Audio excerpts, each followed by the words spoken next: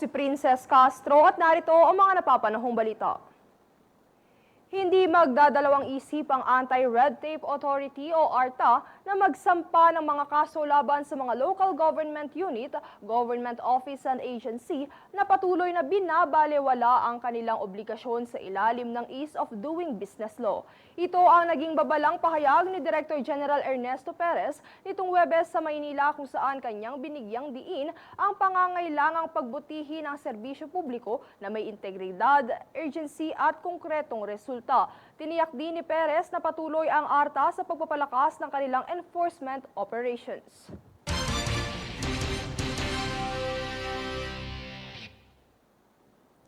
Mas pinagtitibay naman ng DSWD ang kanilang kampanya upang walang pamilyang maiwan sa lansangan sa pamamagitan ng pag-abot program. Tunghayan ang ulat mula kay Jade Buhoy. Pamilya ang naitala natin na nakatira sa lansangan.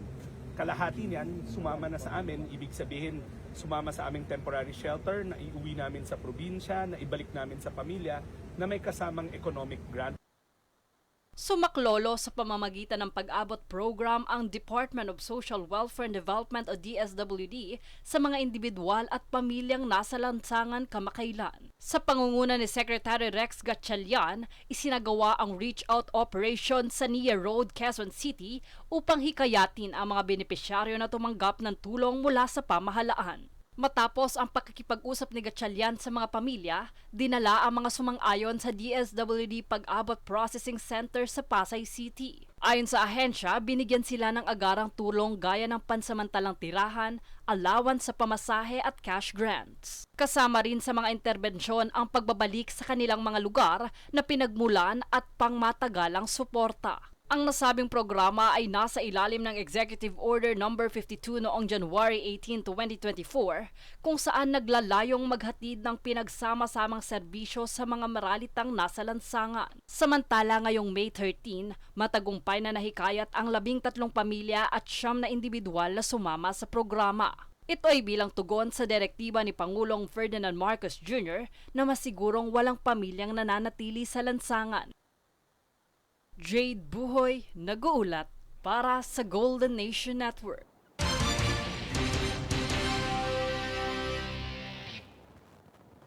Samantala, nilagdaan ng Department of Labor and Employment o DOLE at National Bookstore o NBS Group ang isang kasunduan upang magbigay ng pansamantalang trabaho sa mga benepisyaryo ng Special Program for Employment of Students o SPES.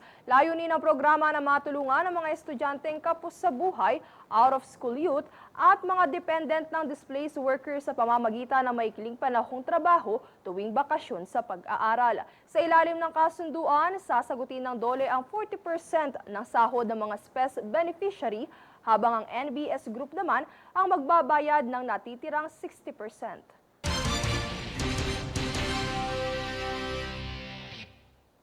Kami ang boses ng pagbabago. Ako si Princess Castro at ito ang News Force. Sa ulo ng mga balita. 10 residente ng South Cotabato positibo sa Mpox. Pag-aangkat ng poultry products mula Brazil, formal nang ipinagbabawal sa bansa. Malacanang, tiniyak ang agarang desisyon ni PBBM kaugnay ng courtesy resignation ng mga cabinet secretaries. Pasaporte ni dating presidential spokesperson Harry Roque, pinapakansela ng DOJ. Ilang senador, aprobado ang utos na courtesy resignation ni PBBM sa cabinet members. Emerson Obiena, nauwi ang gintong medalya sa World Master Games 2025. Patas at pantay na balita, komprehensibong ulat para sa pulso ng masa. Ito ang News Force.